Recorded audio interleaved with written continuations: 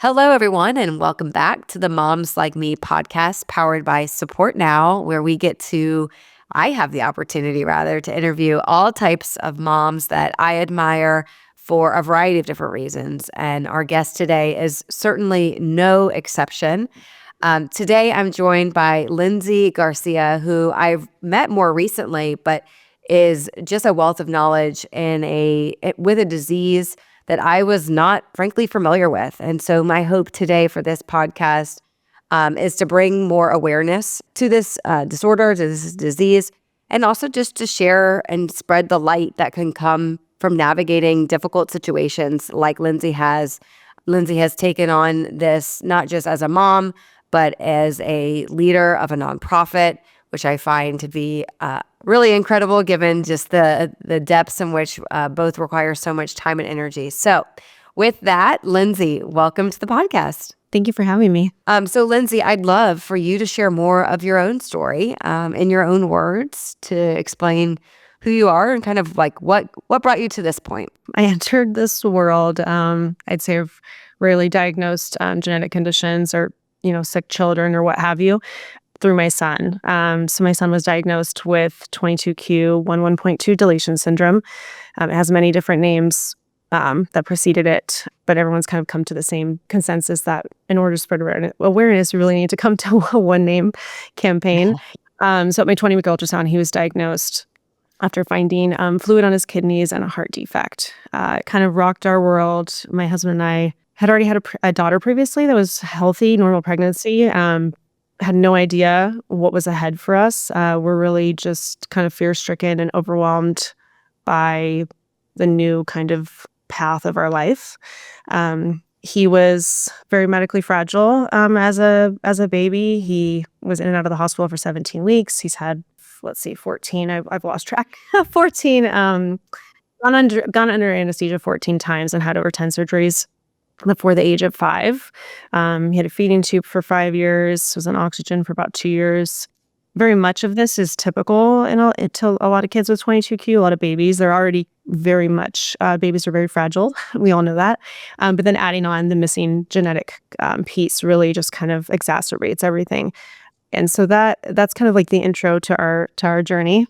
Lindsey, I'd actually like to take it back to your pregnancy really quickly. When you got that news, describe kind of like what was the rest of your pregnancy like? It sounds like there were there signals earlier on that something could have been off, or what did this happen at the anatomy scan? I think people are typically very curious about like, when did you know, and was there any even maternal instinct that led you to believe that something could be different? Yeah, that's a great question. So being my second pregnancy, I kind of knew what to expect. I'd say around like 15 leading up to 20 weeks of the 20-week anatomy scan, I definitely was feeling like a lot heavier. Like I kind of felt like I was carrying twins, to be honest. I looked bigger. Of course, everyone, is just telling me not to worry. It's fine. Went into the 20-week ultrasound, and that's where we, of course, discovered the heart defect, which was a very common one associated with this condition, and fluid on the kidneys. And being that there were 2 systems affected, the doctors suggested that we do an amnio. We had never done prenatal testing with either of my children. But at that point, I'm a planner. I was a teacher at the time. I was like, I need to know as much information about what's to come and how to best plan for this baby. And that's what led us to do an amnio. And then we got the results around 24 weeks. So I'd say up until 20 weeks, up until honestly that 20-week anatomy scan, I couldn't have told you anything was that much different. I didn't really have any kind of gut instinct. But after that, kind of it definitely was not a relaxing pregnancy following that 20-week ultrasound and getting those results. Had you had or have you had friends that experienced similar challenges in pregnancy, or was this really your first experience with, oh wow, this baby, may be atypical or may not be as traditional as perhaps, I've come to realize for myself and for people around me? Yeah, I didn't have too much experience, honestly. I had a few friends that did have miscarriages, unfortunately, and I myself had not. So this was kind of the first time in my inner circle and my family's circle of experiencing any kind of difference in, the fetus that we had ever seen before. So yeah, it wasn't just, affecting myself and my husband, but kind of all family members. So you get the diagnosis confirmed at 24 weeks.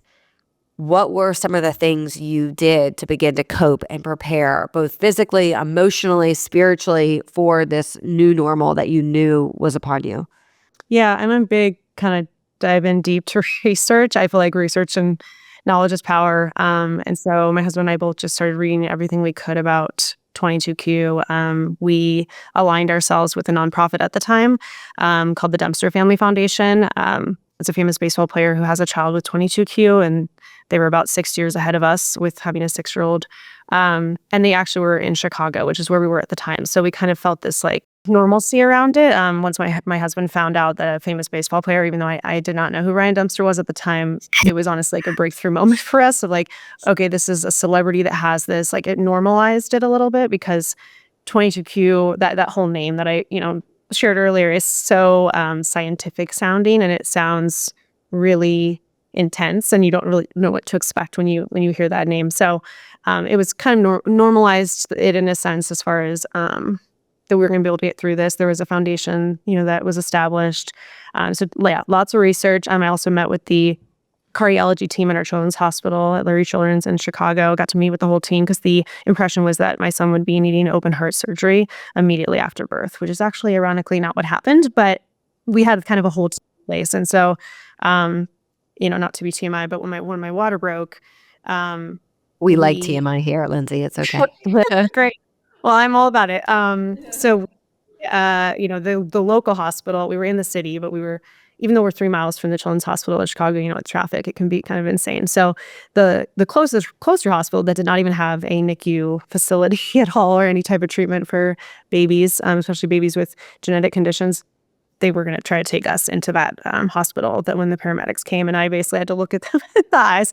These really, I feel like I still remember their faces. It's ingrained in my mind. I'm sitting on my bathroom floor, and they're like, "Well, we're going to go to this hospital." I said, "No, you're taking me to Children's because there's a whole team waiting for him. He has 22Q." And they're like, "What is that?" And got really wide-eyed. And I said, he's going to need open heart surgery immediately. And so they made the executive decision. They called the team. They're like, "Yep, there's people waiting for you." And of course, wheeling me in, it was like a scene from ER. There were probably 30 people there waiting for us, which was intense. But honestly, when you're pregnant, as people that are probably listening to this that have had babies, you kind of just block all that out. Yeah. I wasn't really aware of that till after the fact. So Well, and I think what you mentioned, though, is also just like a really beautiful testament to learning how to advocate early. I mean, it sounds like you said earlier, for you, knowledge is power, and you really use that to best advocate for your health, for his health, so that you could have potentially the most like seamless experience, or the, with the least amount of consequences, negative consequences possible. But I do think that's a really important thing that you just said, is that there is value. While you can be sad and shocked, there is value in learning what you can learn so that you can best equip yourself to make decisions on the types of doctors and delivery and what hospitals, so that you and your support team is ready. yeah, and honestly, looking back, that was probably the first time my entry into just the advocacy aspect of this, of having a child with differences. I was always, before my son, a rule follower, always a ask for permission type of person. He is, I'd say, over the years, really changed me into a ask for forgiveness kind of person. I don't really take no for an answer. You really have to go above and beyond for our kids, especially when you're dealing with a diagnosis or a condition like 22Q. And even though it is very common, it's so rarely known about or diagnosed. Okay, so let's talk about that for a second. Why? Like, again, I think people are familiar with Down syndrome. There are some disorders out there that people have just kind of adopted and understand in common culture. Why is 22Q kind of less understood in our culture today? Yeah. So, obviously, before having my son, I had never heard of it. And now it's just ironic. The degrees of separation are getting smaller and smaller when I hear about people that are having their children diagnosed. So first and foremost, it's a spectrum disorder. It is a genetic spectrum disorder. So 80 to 90% of the time it's passed, it is de novo, meaning it's new, a new malfunction, basically. I'm not using the proper terminology, that happens while pregnant. There's really a small percentage of the time that it's passed down internally from the family, if that makes sense. It is 1 in 2,000 to 4,000 births. and there's about 200 plus features that are apparent on an individual. Not everyone has all of them, but they're all mild to moderate to severe. It really depends how it affects each and every individual. So for example, like skeletally, someone can have minimal like skeletal differences and maybe just need foot orthotics to needing full-on surgery for maybe scoliosis. That's just one example. Obviously, because it's a spectrum or because it's a genetic condition, it affects all systems in the body. And so because of that, if someone is going to their doctor and trying to get diagnosed, where there's obviously some commonalities with the condition, which I can share. But unless you're really in front of a doctor that has seen this before, it's really hard to diagnose.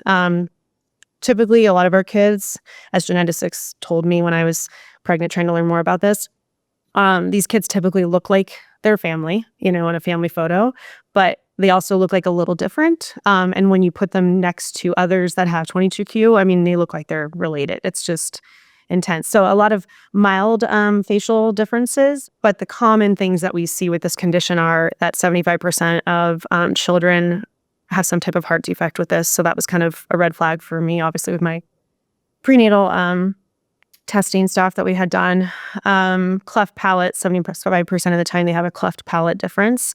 Now that could be, as mild as being like hypernasal and like the anatomy to having like a cleft lip or a full cleft palate that needs repair. Trying to think of speech and feeding is a huge struggle. So 35 to 40% of our kids either struggle with feeding or speech development as they get older. And also immune systems are usually pretty weak and compromised. So some, like another example of the spectrum of this, we have some that what we constitute as complete DeGeorge, and that's kind of one of the old school terminology names. The condition was originally founded by Dr. DeGeorge, who saw that these patients were born with heart defects, but also missing thymuses or like very weak thymus activity. So we have those patients that, they're in line at Duke to get full thymus transplants, and they're basically living in complete isolation. The whole family is. Wow. Mildly affected. I would say my son was more on the mildly affected as far as immune goes. When he gets a cold, it's not a normal like weak cold like we see in kids his age, but it'll sometimes keep him home for like 2 to 3 weeks. And then middle of that would be, someone that's constantly in the hospital for pneumonia. So it really depends. But basically, to sum that up, with these 200 features and being such a spectrum of them, unless you've seen a patient with this before, with some of these mild, facial differences, some heart defects, a little bit of this, a little bit of that, it's very challenging for them to diagnose just in the office, and it really it goes down to getting a blood test. Yeah. I've heard that pretty often when I talk to medical mamas, that just how little, certainly a pediatrician, but even higher level doctors will know about these more specific disorders, which just means like the onus is shifted to the parents to do the fact finding, to do the discovery. Where did you go to do your research? Were there certain websites? Were there certain support groups? Like, how did you start doing your due diligence on this so you could be better educated and certainly to be able to support him better? Yeah, definitely. I turned to Facebook. There's a ton of support groups on Facebook. I'm a little bit of a support group junkie, to be honest. Like through different aspects of his life, I've leaned on it. When he had a feeding tube, I joined the feeding tube support group. And these are people that don't, have 22q, just they all have kids that have feeding tubes. Facebook support groups are really helpful. And then the foundation that I mentioned before, the Dempster Family Foundation, and that's actually the foundation that we took over for when we started our foundation. But they were a wealth of knowledge. They had, FAQs on kind of some of the common features that I shared earlier. And they had some built-in programming. They did some family connection aspects. So those were, I'd say, the two major resources that I kind of accessed. And then I want to go back to your timeline. So he was born. You said there was no open heart surgery. What did the weeks and months ahead look like, for you as a family? Yeah, so born actually with better APGAR scores than my daughter, ironically, was pink. He was supposed to come out blue, and it was then determined after they did his echo after he was born that he actually didn't have this pretty intense heart defect called tetralogy of Fallot, which is very common with this condition. But he had just a VSD, which honestly, a lot of people are just born with a small hole in their heart, and it's never needed repair. With that being said, even with all the information, the diagnosis up front, us doing our due diligence of, kind of looking at, even because there's even managing guidelines now for this condition. So right when patients are born, they can provide them to their doctors if like they're in a more rural area or even just a, urban area that doesn't know. Managing guidelines that will check off things to check for at, 3 months, 6 months, and then of course by the year, for doctors to kind of follow, because there are certain things you have to watch out for, like calcium dropping, things like that. So with that being said, the good news was I had all the research up front, but even with that, it was really a nightmare. I think because he was so multifaceted in the sense of how 22q affected his systems, that there was just a lot of finger pointing from specialists. I had to actually call a few care conferences myself, which I never thought I would have to do as a 30-year-old young mom. But it was a lot of finger pointing. The heart is the issue. This is the issue. We were in and out of the hospital about every 3 weeks with 2 weeks at home. They just could not figure out why he kept kind of plateauing. And it ended up being that he coded twice. And they're like, okay, we need to really kind of stop pointing fingers and address the situation. And it was determined that just because so many different systems were affected, it was a little bit of everything that added up to kind of a perfect storm. So the first 17 weeks of his life were very intense. It's really honestly hard to even remember. But after that, he came home and we really just started kind of hitting the ground running with tons of intense in-home intervention through our Early Start program in Illinois. He had therapy every single day in our house. And from pretty much 4 months on, unless it was a scheduled procedure, he's, knock on wood, has never had to be hospitalized without something that was. So Lindsey, you talk about all the support, the therapies for him. How the heck have you been able to support yourself emotionally, spiritually throughout all of this, especially playing clearly not just being a mom, but truly being a caregiver to him? As I mentioned before, very much a type A person before having him. So for me, the lack of control and the loss of control and expectations that I had for my family and what this, journey was going to look like for us. I'm to the point now where I don't cry about that, but that was by far one of the hardest things, was just the way that I had viewed my life, and the turn that it made. Obviously just was unexpected. So I decided to kind of throw myself full force. And if I can't control my own situation, at least I can help others. And that's what kind of led me to open the 22q Family Foundation in 2016. It's been such a blessing for me because, even though we have our ups and downs with our own kid, I'm able to at least use my own experience, build connections with medical providers and clinics across the country that are helping support our community, and get resources and programs built around our foundation to be able to support families from diagnosis through adulthood, which at the end of it, I think looking back when I received that diagnosis, that was the one thing that was just so overwhelming to me, is like, I need support. Where am I going to find support? And I found support in some areas, but being able to turn to a foundation that had all the things lined up, that's kind of my ultimate goal. And that's what honestly brings me joy and a little bit of peace, is able to give back and helping out others and connecting with others. Because quite honestly, a lot of these people that I've met through running the foundation are some of my best friends. They understand my journey and what I've been through on a whole nother level that, some of my closest friends and family will never really understand. And what were you doing professionally before all of this? I was a teacher. I was an elementary school teacher. So advocating for children in a different way, and you just kind of shifted gears towards not just your child, but this. And you probably didn't even notice that you did this. You talk about our kids. When you talk about 22q, our kids look like this. Our kids have that, which just shows, I think, truly like the responsibility and the ownership that you feel towards helping not just the kids, but the families as well. It's a really subtle thing that you do, but I think it's really telling of how you show up. How was your husband with this? Was he faster to say, we're gonna be fine, I'm gonna, maybe it's not exactly what we thought it was gonna look like, but so be it?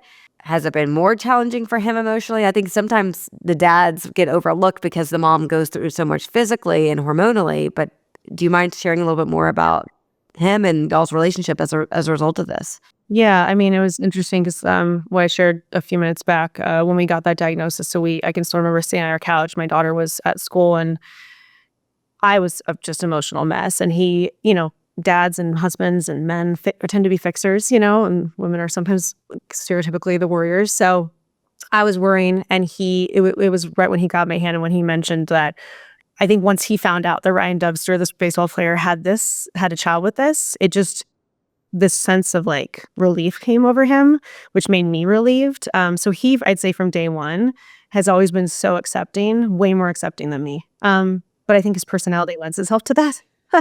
That was not my personality, and he's really hit the ground running. He is just such a giving person, and he's, similar to what I've done with the foundation. He took a little bit longer to kind of, I'd say, fully like grieve, but he again also wants to put it back into the community. And so for him, after seeing my son grow up over these years, he's 11 now. He's kind of harnessed in him baseball, and he's very much a he can do whatever he wants person. I'm more of a realist because we do have a lot of things that come with this condition that are scary, a lot of mental health things that are down the road that we don't know if they'll be happening or not for our son. But my husband's very much a believer of, we're going to treat him as typical as we can and give him access to all the things. And so just a few years back, my husband actually started an adaptive baseball league in our small town in Colorado. It started with just 2 teams. He posted it on a Thursday night, and the teams were full the next morning. We're talking 6 hours. 30 people, and now we're up to 4 teams, and this coming year should be 6 teams. And of course, most of these people, actually all of them, do not have 22q, but I think for him it's been a sense of giving back and showing Cohen and kind of building the sense of community around him. So I don't know if that fully answered your question, but he was very much always kind of on board with everything. But I will say I've met quite a few moms. We offer moms retreats through our foundation, and I've talked to a lot of moms who the dads are really struggling. I think everyone in this grieving process of losing like a neurotypical child and like this typical lifestyle and family that you thought you had, it really isn't just like done, especially with this condition, because there's so many ups and downs with surgeries on the horizon and mental health on the horizon and not knowing if our kids are going to live independently or not. It's not as clear cut as say like a condition like Down syndrome. So because of that, we kind of go through these cycles of grief, and they're up and down. And, I think everyone deals with them differently, but dads, sometimes theirs hit a little bit later. They kind of like go into fixer mode, and then when their kid grows a little bit longer and they're realizing like, oh, they need more support. Oh, they're showing more differences in their peers. It becomes a little bit harder for them. Yeah, and I think this is such a great example about what grief really means. I think culturally we think of grief as loss and loss alone, and what people fail to realize is grief is really the absence of what you thought you were going to have. And like you said, you can go through waves of it. And I'm sure it hits at different points in time, from playing baseball to seeing kids go to school to watching your daughter thrive in different ways. I would imagine you almost like never know what's going to trigger that grief, because you also have an older daughter that, from what you've shared with me so far, is living a kind of neurotypical life. Is that right? Yes. And how is she with him? She's doing good. She's, doing better. She missed a lot of those hard times early on because she was only 2.5. But it was interesting because she would think it was weird or off-putting for her to see like a mother breastfeeding in public, because she was used to her brother being fed by a feeding tube. So her sense of normalcy is very offset. Just like one example, as she's gotten older and he's gotten older, he's, his behavior and some of his needs have ebbed and flowed and changed. It's not like the needs have just gone away and we're just living this like really easy life. But as she's getting older, she's definitely shown, I'd say, more, not resentment is not the word, but making it more known that like she doesn't like this situation. It's not fair to him, but it's not fair to her. So we've been, doing our part to get her and to see, therapists and stuff to help with that, because that's one thing that people don't realize is they'll shower like the kid, and this is just my own personal experience, but they'll shower the kid or the individual or the adult that has the condition, but we forget about the other people that are in the family. Diagnosis affects everyone in the family, and sometimes the siblings get forgotten. And so my husband and I really try to go above and beyond to make sure that she has her own separate time, because it is challenging, being in this household. I also want to thank you for your honesty on that. I know it's not easy. None of this is easy. And if you have a situation, there's certainly siblings that that's their best friend and they love it. And it's very natural. And I'm not gonna say there's no disruption, but like this is all they know. And therefore they're super accepting. I think it's really important for moms that are listening to this that if they have a kid that is struggling with this because it is different and it's not also what they maybe see from their other friendships and relationships that they have with their siblings, it's just so important to like highlight that and to say like, it's okay. And also I think it just shines a light, Lindsey, on just how exhausting this whole experience is because you're not just caring for your son, you're having to care for yourself, your husband certainly, but also to nurture your daughter in a way that gives her space to acknowledge her emotions while also trying to build and strengthen their relationship. And that is something that I think unless you have the situation, it's just super hard to empathize with. But I'd imagine like those are the things that keep you up at night because that's your family unit. This is your family. And you wanna do right by everyone to make sure that they go on to live really, happy and productive lives, whatever that might look like. Yeah. Yeah. I mean, I think at the end of the day, like having a child with differences like this, it's, you go from just being mom or dad to wearing all the hats. We always talk about that at the foundation. Like you're the pharmacist, you're the advocate, you're the teacher, you're the researcher, and then of course tackle on you have additional kids and their own needs. That becomes another layer, and it can be very overwhelming. And sometimes you just have to not go down the rabbit hole of research and just be like, hey, we're just gonna be here today. We're just gonna live for today. Mm-hmm. All right, so Lindsey, as we wrap up, please tell everyone more about the foundation. Yeah, so our foundation is called 22Q Family Foundation. We opened in 2016, and our goal is to raise awareness for 22Q while supporting families and individuals that are affected by it and providing accurate information. We offer a variety of free educational consulting services, scholarships for those that go to college, career coaching, and opportunities for families to connect in person and online. We really try to focus on awareness, education, and connection. And I feel like those three categories really encompass like everything that someone kind of needs if they have a child diagnosed with 22Q. Thank you so much for sharing that.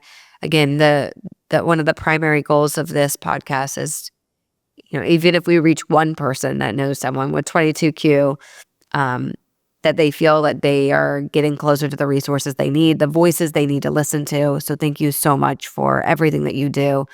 As a parting note, part of our passion behind this as well is to serve these families. So for anyone who's listening who knows someone that is experiencing this or may have just gotten a diagnosis, we encourage you to explore Support Now as an option, not just to find grants, but to also potentially fundraise or organize meals, coordinate volunteers, and share updates. Because like Lindsey mentioned, this journey is long and your needs evolve. And people want to do things. They want to help.